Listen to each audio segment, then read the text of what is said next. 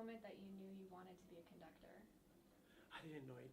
It was people was telling me, "You're a conductor. You play like a conductor."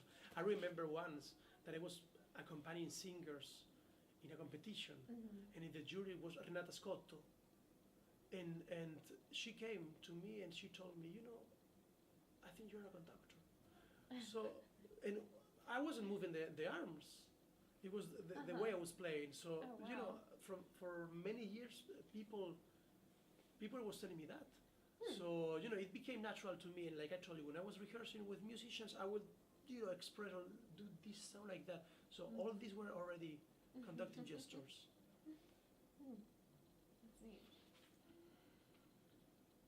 What do you think are some of the skills or qualities needed to be a good conductor? You have to love, I think, to make music with people. Because it's so different to be a conductor than being a soloist, a violinist or a pianist, that they practice and practice hours and hours in a room alone.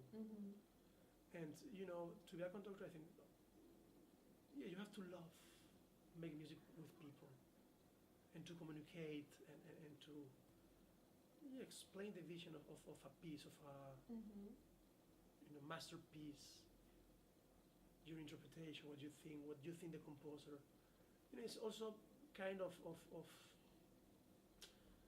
like keep like trying to be to conserve the truth there is in score, and try to preserve it. So I don't know. In certain ways, kind of like like a priest. It does the same with either with the Bible, with other sacred book that you read it and you try to transmit. It's the same thing. I don't know.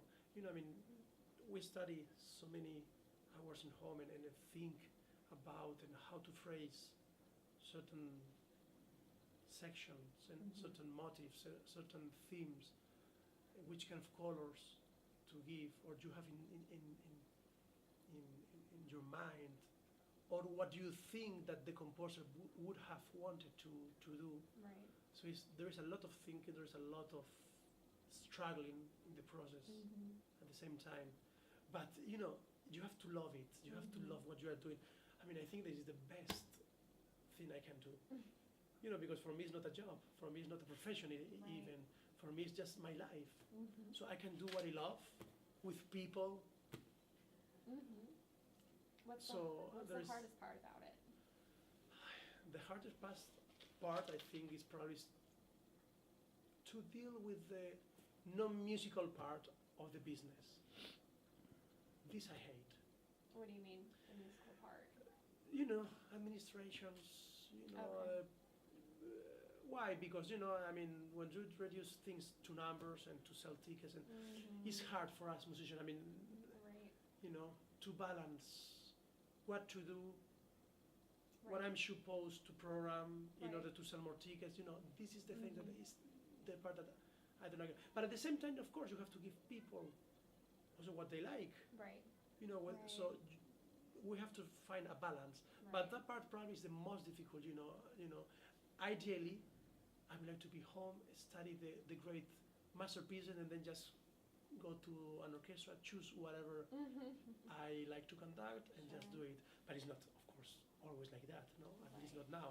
Right. So that's the part that I don't like that much. Right. I love being with the people who supports the organization. It is different because I think that we need this contact. Right. Otherwise, after all this applause, after all this, people clapping and cheering and braving, and then you come here to the loneliness of the dressing room, and Right. of course you need people to come to greet you because you have done something, you have offered something, and you're also waiting for this feedback. This is something that I like because at the end it's another language, it's communicating Right. with sounds, but communicating. Right. What would be like your dream concert to conduct? Like what pieces or what composers Well, that's really difficult. I don't have an answer. Oh, okay. I don't have an answer now. I think the best concert when you have an orchestra in which all one of every of the musicians they are engaged and committed and giving 150% in rehearsals and in concert. Regardless the music, I think this is the most important thing, because if you are when you give and you don't have, the response, and the other way around. Sometimes orchestra they give so much and they have conductors that probably they don't give so much. I think the dream concert would be that one, that moment. It's very rare that not always happens, not every day. That moment, the day that everyone is like connected, there's good energy. The public, you feel the energy coming, from the hall, and then it's magic. But this happens really, really, really, very randomly, very, very rarely. Do you have a favorite composer? I have many favorite composers. I love Mozart, I love Puccini, I love Beethoven, I love Tchaikovsky, I love Brahms. Oh my God. I try to make my favorite composer the one I'm contacting at the moment. Okay. I mean, I have to fall in love with not only with the composer but with the piece, because it's very difficult. And we used to do it, and I've done it many times, and I will do it. Many times you have to conduct pieces that probably are not, the closest to your heart, Right. and then you feel that something is not working. Probably it's like like getting married. I mean, if you're not with the with the partner that you are madly in love with, I think it works. It works. I mean, you can survive, but it's not marriage the way you would say. The same thing with conducting and pieces that you like or composers that you love. You have to make an effort to like it. Then if there is something that there is not this connection with the piece, of course, I mean, something happens that people don't get, this magic. Right.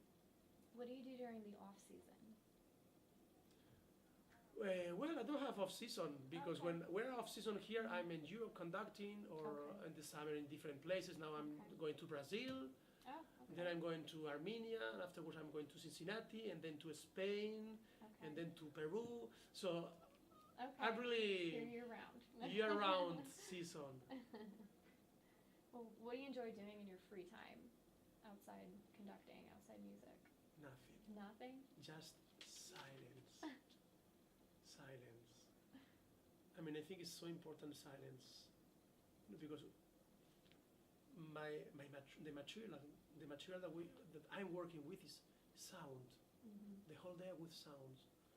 So when I have my time and I'm alone, I just like, I try not to listen to music.